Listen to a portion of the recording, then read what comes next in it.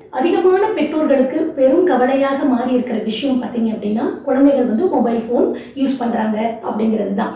குழந்தைங்க வந்து mobile phone இல்லாம சாப்பிடவே மாட்டேங்கிறாங்க. அவங்க சாப்பிடலன்னா என்ன பண்றது மேடம்? அதனால தான் நான் மொபைல் ஃபோன் கொடுக்க வேண்டிய கட்டாயத்திற்கு இருக்கிறேன். நீங்க கொஞ்சம் சொல்லுங்க மேடம். மொபைல் ஃபோன் கொடுக்கலைன்னா ரொம்ப அடம் பிடிக்கிறாங்க, உருண்டு பிறண்டு அழறாங்க, உதைக்கிறாங்க. சில நேரத்தில் அவங்க அப்பாவை கூட அடிச்சிடறாங்க மேடம். எப்படி பாஸ்வேர்டு போட்டா கூட ஓப்பன் பண்ணிடுறாங்க. இந்த மாதிரி பெற்றோர்கள் நீங்க கொஞ்சம் கவனிச்சு சொல்லுங்க அப்படிங்கிற மாதிரி குழந்தைகளுடைய குறைகளை பள்ளி வரை ஆசிரியர்களிடம் கொண்டு போகும் அளவுக்கு இந்த மொபைல் ஃபோன் அப்படிங்கிற விஷயம் வந்து ரொம்ப ஆபத்தாக மாறிட்டு இருக்குது. என்ன கூட பார்த்தீங்க அப்படின்னா, நான் லாவண்யா மேம்கிட்ட சொல்லிடுவேன் அப்படின்னு சொல்லி என்னை பூச்சாண்டி ரேஞ்சுக்கு பேரண்ட் குழந்தைங்களை வந்து பயமுறுத்தி வைத்திருக்கிற அளவுக்கு இந்த மொபைல் ஃபோன் வந்து குழந்தைங்க யூஸ் பண்ணுறாங்கிறது ரொம்ப கவலைக்கான ஒரு விஷயமா தான் இருக்குது. இதற்கு முன்னாடி பெற்றோர்கள்ட்ட ஒரு சில கேள்விகள்.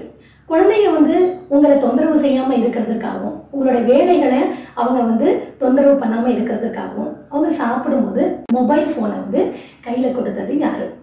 நீங்கள் காரில் போகும்பொழுதோ, பஸ்ஸில் போகும்பொழுதோ, ட்ரெயினில் போகும்பொழுதோ, டாக்டரை பார்க்கறதுக்காக நீங்கள் வெளியில் வெயிட் பண்ணும் பொழுதோ, இல்லை ஒரு பேங்க் வேலைக்காக நீங்கள் வெயிட் பண்ணும் பொழுதோ, இல்லை ஒரு குடும்பமாக சேர்ந்து நீங்கள் ஹோட்டலுக்கு போகிறீங்க அப்படின்னா உங்களையும் மற்றவங்களையும் குழந்தைகள் தொந்தரவு பண்ணாமல் இருக்கிறதுக்காக அவங்க கையில் மொபைல் ஃபோன் கொடுத்தது யார்?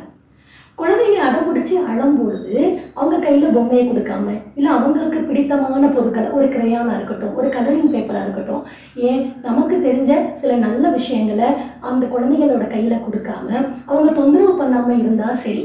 ரிலேஷன்ஸ் முன்னாடி, ஃப்ரெண்ட்ஸ் முன்னாடி அவங்க அடம்பிடிச்சி கத்தி கூச்சலிடாமல் இருந்தால் சரி. எப்படியாவது அவங்க அமைதியாக இருக்கணுமே அப்படிங்கிறதுக்காக அவங்க கையில் நீங்கள் யூடியூப் ஓப்பன் பண்ணி ஸ்டோரி, ரைம்ஸு, கார்ட்டூன் சேனல் இந்த மாதிரி ஓப்பன் பண்ணி மொபைல் ஃபோனை அவங்க கையில் கொடுத்தது யார்? இப்படி நிறைய யாருங்கிற கேள்விக்கு பெற்றோர்கள் எல்லாத்துக்கிட்டுமே பதில் இருக்கு. மேம், நான் எஜுகேஷனல் வீடியோஸ் பார்க்கறதுக்காக தான் மேம் அவங்க கையில் கொடுத்தேன். ரைம்ஸ் பார்த்தா அவங்களுக்கு நிறைய நாலேஜ் கிடைக்கும் தான் மேம் நான் கையில் கொடுத்தேன். அவங்க போர் அடிக்குதுன்னு சொன்னாங்க, ஸோ கொஞ்ச நேரம் கார்ட்டூன் பார்க்கட்டும்னு நான் அவங்க கையில் கொடுத்தேன்.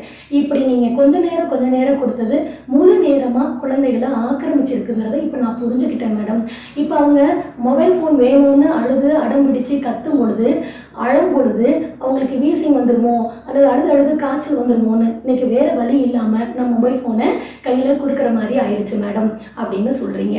அதே பேரண்ட்டு என்கிட்ட வந்து கேட்குறாங்க, மேம் அவங்க சாப்பிடும்போது மொபைல் ஃபோன் கேட்குறாங்க மேடம், கொடுக்கலைன்னா சாப்பிட மாட்டேங்கிறாங்க மேடம், நான் என்ன பண்ணட்டும் மேடம் என்ன கேட்டிங்க அப்படின்னா, கண்டிப்பாக அவன் சாப்பிடாம இருந்தாலே பரவாயில்லைங்கிற மாதிரி தான் நான் சொல்லுவேன்.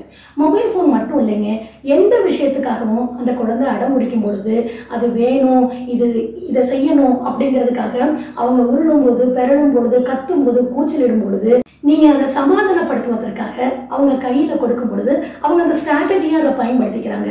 ரிலேஷன்ஸ் முன்னாடி, ஃப்ரெண்ட்ஸ் முன்னாடி, அம்மா அப்பா கிட்ட நம்ம கத்தி அடம் பிடிச்சோம் அப்படின்னா அவங்க நம்ம இதை கையில் கொடுத்துருவாங்க அப்படிங்கிற ஸ்ட்ராட்டஜியை அவங்க யூஸ் பண்ண ஆரம்பிச்சுக்கிட்டாங்க. அதை நாம தான் கற்றுக் கொடுத்துருக்கோங்கிறத பேரண்ட் வந்து புரிஞ்சுக்கணும். அவங்க என்ன செஞ்சாலும் பரவாயில்ல, எப்படி கத்துனாலும் பரவாயில்ல, கூச்சலிட்டாலும் பரவாயில்ல, அதை நீங்கள் அவங்க கையில் கொடுக்காம அவங்களுக்கு சமமாக நீங்களும் கத்தி கூச்சலிடாமல் அவங்களை எப்படி கண்ட்ரோல் பண்ண முடியும், டைவர்ட் பண்ண முடியும் அப்படிங்கிறத பெற்றோர் வந்து நீங்கள் புரிதல் இல்லாமல் நடந்துக்கிட்டீங்கன்னா, how to control, how to limit, how to stop, how to overcome the smart phone addiction, இந்த மாதிரியெல்லாம் விஷயங்களை நீங்கள் பார்த்து பேரண்டிங் பண்ணணும்னு நினச்சிங்கன்னா கண்டிப்பாக அர்த்தம் இல்லாத விஷயமாக மாறும். ஒரு உதாரணத்துக்கு நான் கேட்குறேன், ஒரு ஃபேமிலி இருக்கிறாங்க, அந்த ஃபேமிலியில் இருக்கக்கூடிய பெற்றோர்கள் அவங்கள்ட்ட ஸ்மார்ட் ஃபோன் இல்லை, பேசிக் ஃபோன் தான் இருக்குது அப்படின்னா அந்த வீட்டில் இருக்க குழந்தைகளுக்கு இந்த மாதிரியான பிரச்சனை இருக்குன்னு நீங்கள் பார்த்தீங்க அப்படின்னா 99% இந்த மாதிரி பிரச்சனைகள் இல்லை என்பது நிதர்சனமான உண்மை. ஆகவே மாற வேண்டியவர்கள் குழந்தைகள் இல்லை, மாற்றப்பட வேண்டியவர்களும் குழந்தைகள் இல்லை. இப்போ அம்மாவும் அப்பாவும் பார்த்தீங்கன்னா ஒரு ஓய்வு நேரம் கிடைக்குது, அவங்களுடைய வேலையிலையோ அவங்களுடைய வீட்டு வேலைகளிலோ ஓய்வு நேரம் கிடைக்குது. அப்படான்னு நீங்கள் உட்காடுறீங்க, என்ன பண்ணுறீங்க? மொபைல் ஃபோன் எடுத்து ரீல்ஸ் பார்க்குறீங்க. சாப்பிடும்போது ரீல்ஸ் பார்க்குறீங்க, படுக்கிறதுக்கு முன்னாடி கொஞ்சம் நேரம் படுக்கையில் படுத்துக்கொண்டு ரீல்ஸ் பார்க்குறீங்க, மொபைல் ஃபோன் பார்க்குறீங்க.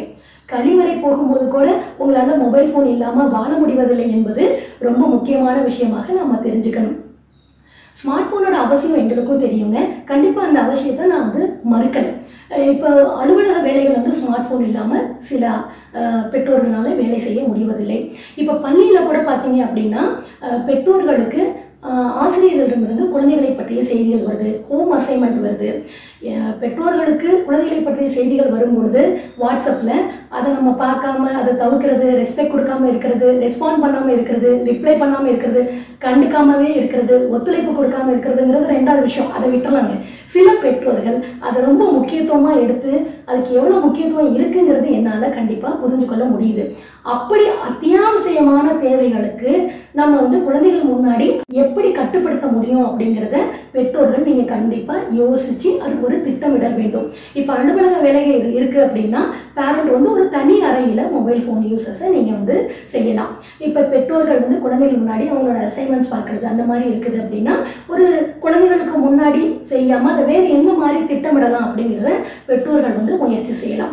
ஆகவே இந்த மாதிரி இல்லாம குடும்பமா உட்கார்ந்து சாப்பிடும் பொழுது தன் குழந்தைகளுடன் மொபைல் போன் இல்லாம டிவி இல்லாம குழந்தைகளோட உட்காந்து ரொம்ப சந்தோஷமா சிரிச்சு பேசி சாப்பிட்றதையும், ஓய்வு கிடைக்க நேரத்துல குழந்தைகளோட உட்காந்து விளையாடுறதையும், தூங்க போவதற்கு முன்னாடி குழந்தைகளோட உட்காந்து ரைம் சொல்றது, ஸ்டோரி சொல்றதுன்னு அவங்கள தூங்க வைக்கிறதையும், இந்த மாதிரி மொபைல் போன் இல்லாம மொபைலுடைய அத்தியாவசிய தேவைகளை தவிர ஓய்வு கிடைக்கும் நேரத்தில் நம்ம அந்த மொபைல் போனை பயன்படுத்தாம நம்மளால வாழ முடியும், பெற்றோர்களால வாழ முடியும் அப்படின்னா கண்டிப்பாக குழந்தைகளை மொபைல் போன் பயன்படுத்துவதிலிருந்து கட்டுப்படுத்தலாம்.